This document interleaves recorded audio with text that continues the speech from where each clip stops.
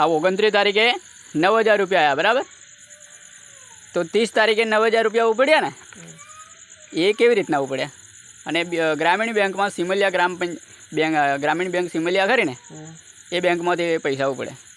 હવે આ શાંતાબેનનું ખાતું છે 1207 નંબર, તે આ ઉપાડ્યા કોને એ મને કહેશો જરા તમે? ઉપાડ્યા તો કેવી રીતના ઉપાડ્યા ખબર નહીં।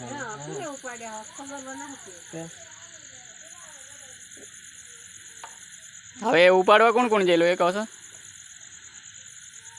હા મુકેશભાઈ જેલા, મુકેશભાઈને બોલાવો છો? એ તો નથી આવ્યો કોઈ વટા ઉપાડો, અહીંયા ને અહીંયા લઈ પાછું પેલું જે કરવાનું હોય ને પછી ભરવાનું હોય। તમે કઈ જગ્યાએથી ઉપાડો? બેંકમાંથી ઉપાડો છો કે પછી આ અંગૂઠા ઉપરથી ઉપાડો છો? અંગૂઠા પરથી ડુંગળી ઉપાડી, અંગૂઠા ઉપરથી, સિમલિયા ચોકડી ઉપરથી, ડુંગળી ઉપરથી? કેટલા ઉપાડ્યા છે? કેટલા વખત તમે પૈસા ઉપાડ્યા છે? 2 વખત હમણે 10,000 2 વખત હમણે ઉપાડ્યા। અત્યારે આ જે હમણાં 9000નો મેસેજ પડ્યો છે, 9000 તમે ક્યારે ઉપાડ્યા? 30 તારીખે 9000 રૂપિયા ઉપાડ્યા ખરા? ના એક ઉપાડ્યા નહીં, ના વહરાત પડ્યા હોય પૈસા જ નહીં ઉપાડે, હમણે 1200 રૂપિયા એટલા જ પડેલા, તે તો પોસ્ટ જ નહીં ઉપાડ્યા। એટલે કે 30,000 જે 9000 રૂપિયા ઉપાડ્યા એની વાત છે 30 તારીખની। તો 9000 રૂપિયા જે તમે ઉપાડ્યા ને, એ તમે ખરેખર 9000 રૂપિયા ઉપાડ્યા ખરા બેન? ના અમે કઈ ઉપાડ્યા નહીં।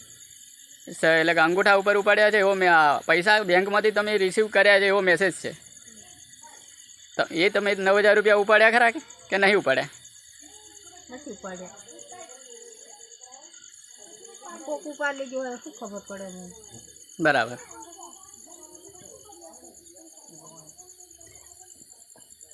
આ કિસ્સો બારિયાફળી ગામનો છે અને આ શાંતાબેન કરીને એમનું ખાતું હતું।